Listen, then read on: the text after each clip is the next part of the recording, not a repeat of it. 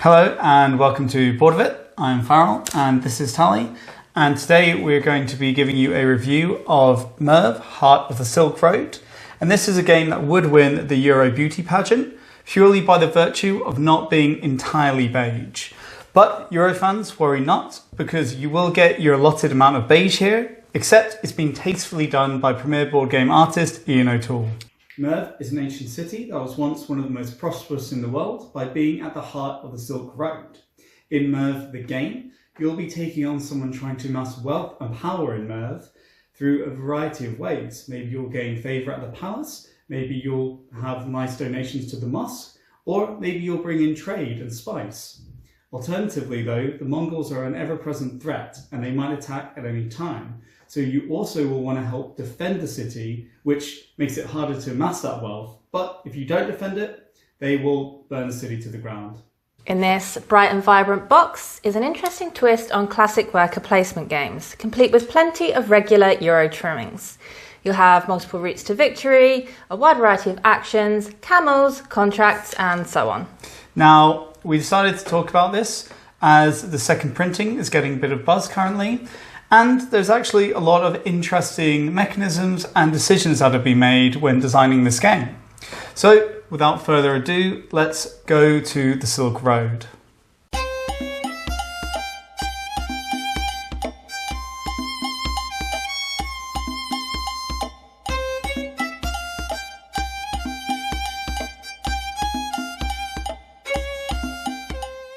As opposed to most worker placement games, where you'll immediately pick an action, in Merv, you'll first pick a row or column. On the main game board is this action tile grid, with each tile allowing you to do a specific action. Picking a row or column with your main meeple will allow you to build a house on an unoccupied action tile and allow you to take that action. Alternatively, you can do an action from a tile that already has a house, but it is preferable to be able to build new houses, as you'll get a resource for each house in that row or column that's the same colour.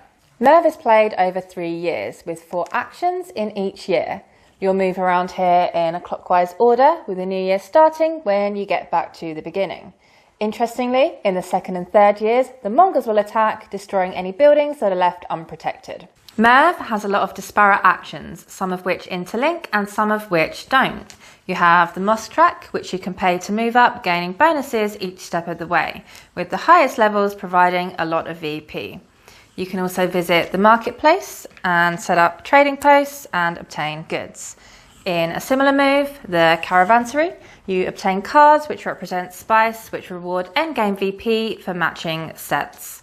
Together, these two, being Euro Game Design 101, cement Merv as certified beige traders.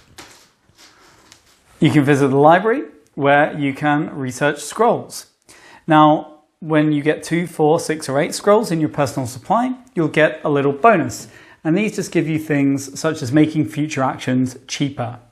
If going to the library is not your thing, you can help defend the city by building walls. Now, building a wall in front of your buildings will protect it from the Mongol attacks and give you a little bit of influence. If you build a wall in front of an opponent's building, however, you'll get a lot of influence. And this influence is important to be able to hold more spice cards and fulfill the best contracts. With contracts just being something that you can spend resources, goods, and scrolls on to get VP. Now, the final action is the palace action. And here you can send a little meeple who will get you points at the end of every year, depending on how well you fulfilled the condition you chose. And these are just conditions such as score 1 VP for every scroll you have, or every spice card you have, or every trade good you have. And you'll play this, so you'll go around the board 3 times, so you'll play 3 years, and at the end of the 3rd year, the game will end and the person who has the most VP will be the winner.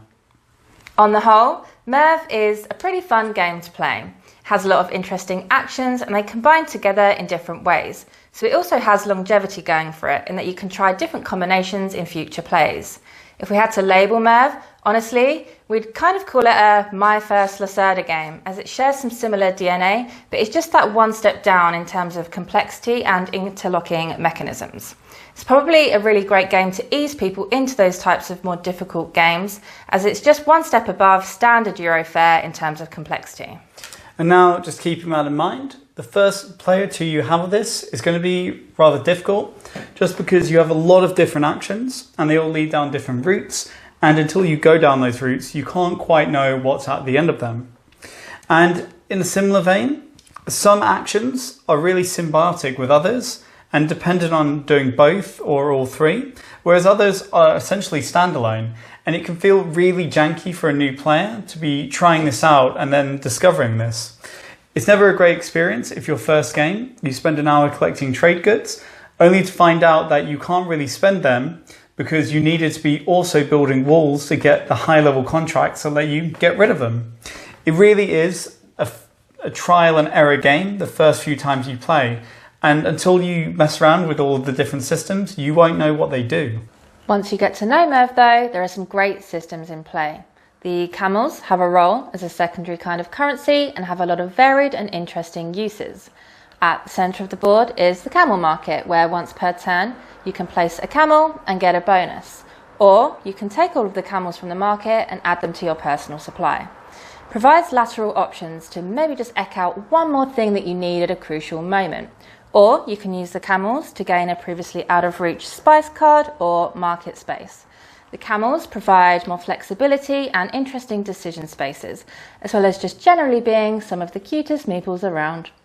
Another excellent aspect of Merv is this game within a game of area control in the central action tile space. Ideally on your turn, you'll want to pick a row where you have an action tile that you actually want to do, but that doesn't already have a building, so you can build one and get VPs for it at the end of the year. On top of that though, you'd also want to have multiple buildings in that row or column, because then you'll generate more resources.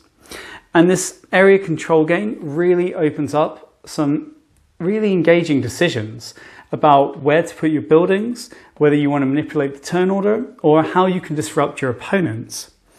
And it creates this really fascinating core puzzle that makes the beginning of every turn really tension-filled as you wait to see where people will go and if you can carry out your plan. On top of that, it just naturally keeps everyone focused on what the other players are doing. And something that's really interesting here is you don't just have to activate your own buildings, you can activate other players in the same way. So I could pick this yellow action tile and do that building, and it's fine. But the owner will get bonus resources. And this simple fact really opens up another element of gameplay, of tactility, where if you can force your opponents into using your buildings, or just make it the best option, you can get extra resources, and these extra resources might just be the difference between winning or losing.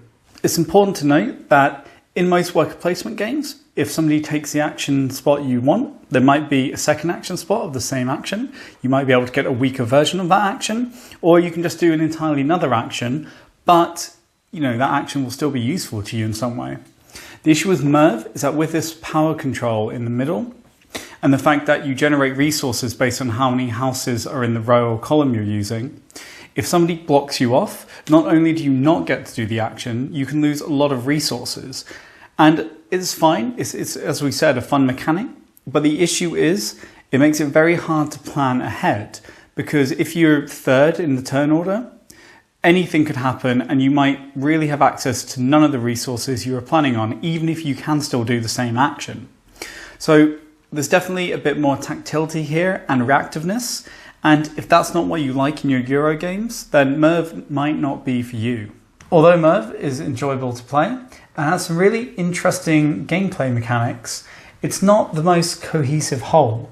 As we previously touched upon, not all the actions have the interconnectivity you would expect them to. Some actions are vitally important for one or two others, but have no bearing on the other 5 actions. Some are unique and solo endeavours, like the moss track, which really affects nothing else in the game. Others are essentially just duplicates of each other, like the library and the marketplace. And these essentially are just ways to generate arbitrary resources to feed into contracts. And what this all means when put together is that Merv is a game which you would expect and also feels like you could be able to do it however you want to do it. maybe go down this route, maybe max out 2 or 3, maybe just do a little bit of everything. But what actually happens is if you don't put routes 1, 2 and 4 together and sync them and optimize them, you probably won't get enough points to win. And the issue is, it just really seems like a sandbox, but is actually on rails. And this is just a surprising thing from a game that has so many moving pieces. Also, some actions are quite clearly less interesting than others, and they seem to be propped up by having better than average bonuses, with these scrolls being a prime example. The scrolls really only exist to feed into the contracts, and it could be argued, do they even need to be here at all when you could just use cubes? It's quite a boring action. But if you get enough scrolls, you get these little 1 use per turn bonus tiles, which might give you a reduction in cost of an action or turn a certain colour of cube into a wild. Why is the side bonus more interesting than the main point of the action? And as we are talking about the balance of things of being interesting, it's worth moving on to discuss the Mongol Invasion. A lot is made of it, and it would seem like building walls is the most important action, and it is, but not because of the invasion, but because it gets you influence, which allows you to score way more from spice cards and contracts. The invasion is actually a bit of a non-event, despite being all over the box in a manner that would have you thinking it will be the centrepiece of a lot of weighty decisions. And because it only occurs at the end of the 2nd and 3rd year, and the 3rd year is the end of the game, that takes a lot of the weight out of this Mongol invasion. See, at the end of the 3rd year, having to pay a resource, which instantly become useless after that point, to protect a building, it's not a decision. It doesn't matter to you. Also, every building you lose is -1 point. So at the end of the 3rd year, it's not that big a deal. And yes, in the 2nd year, it's more important because you have another year to go.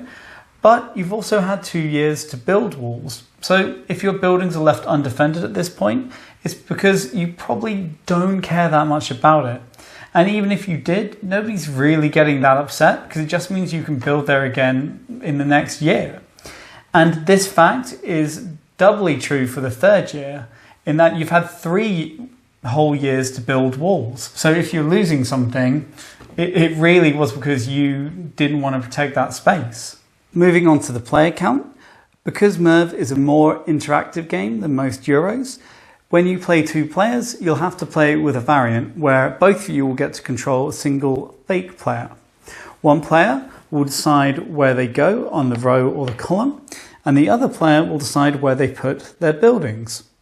And honestly, it works pretty well. It's really funny to torpedo your opponent's plans and put a building exactly where you know they wanted to go. And this does mean that, at least in this area control battle, it's a little more antagonistic and outward focused than it would be at higher player counts. But the rest of the game, the feeling doesn't really change because it's a Euro where you collect resources and trade them in. It's not that interactive and dependent on other players. So if you want to play this at 2, worry not, it's good to go. It's also worth discussing the wonderful production of this game. Osprey Games is becoming a fast favourite with us because of the lovely art and components their games tend to come with. The art really brings the game to life and makes it feel like a more modernised version of classic resource-heavy beige trader Euros. And combined with the charming components, it really brings the whole theme of Merv to life and generally elevates the game as a whole.